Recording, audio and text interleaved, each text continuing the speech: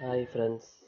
நான் இன்னைக்கு கொடிக்கா பிடுங்க போகிறேன். இன்னைக்கு கொஞ்சம் ஃப்ரீயாக இருந்த மாதிரி இருந்தேன். அதான் நான் சின்ன பிள்ளைங்களுக்கு கொடிக்கா பிடுங்கி கொடுக்கலான்னு இப்போ கிளம்பியிருக்கேன். இது இனிப்பு மரம். இதுலேயே துவப்பு மரம் தனியாக இருக்குது. நம்ம இனிப்பு பிடுங்குறோம். சின்ன பிள்ளைங்க இனிப்புன்னா கொஞ்சம் சாப்பிடும்.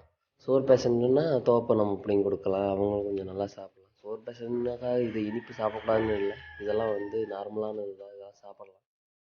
இதெல்லாம் இப்போ மாதிரி நிறைய இடத்துல இல்லை, கொஞ்சம் இடத்துல தான் இருக்குது.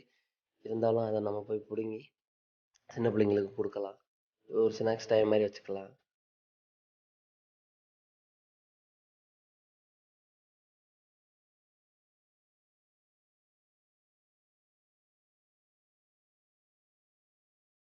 ஒரு சில இடத்துல இதெல்லாம் அதிகமாக கிடைக்காது. இது தேனி மாவட்டத்தில் இதெல்லாம் கொஞ்சம் ஓரளவுக்கு நார்மலாக கிடைக்கும்.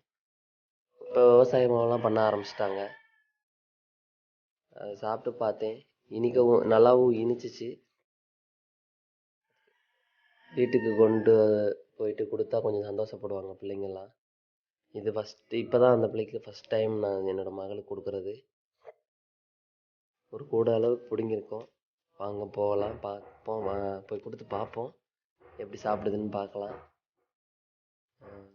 இப்போல்லாம் விவசாயம் மாதிரி பண்ணதுக்கு முயன்று வந்துட்டுருக்காங்க. இதில் ஒட்டு ரகம்லாம் வந்துருச்சு.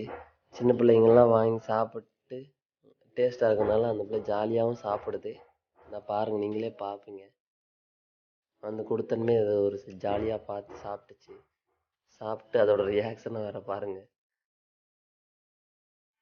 இப்போ இருக்க பிள்ளைங்களுக்கு சும்மா குக்குரே லேஸ் ஐட்டம் இப்படி இதுமா கொடுக்குறத விட்டுட்டு இப்படியும் அப்பப்போ கொஞ்சம் யோசிச்சு போய் கொடுத்தோம்னு சொன்னால் உடம்புக்கு நல்லதாகவும் இருக்கும், நமக்கும் கொஞ்சம் ரிலாக்ஸாகவும் இருக்கும்.